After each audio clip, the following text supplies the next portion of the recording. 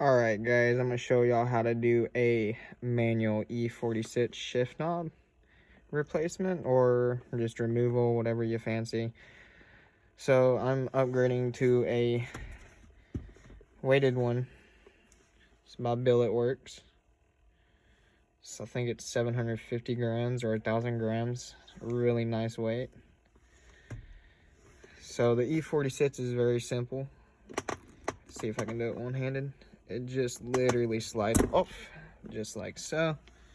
So you can see, it just latches to it right here at this little groove. So if you get the kit from Billet Works, it literally comes with a slide. You slide it on.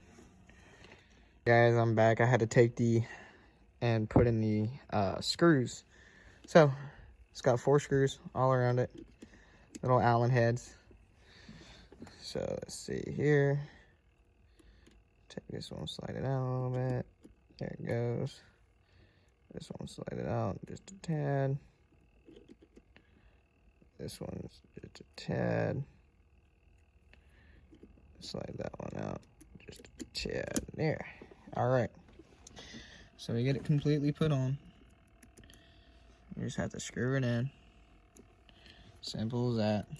All 4 little holes. Really super simple.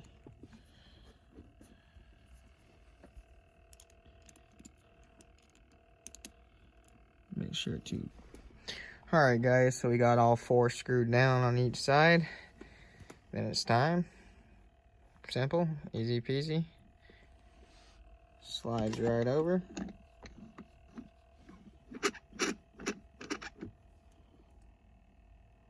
And there it is, your new shift knob.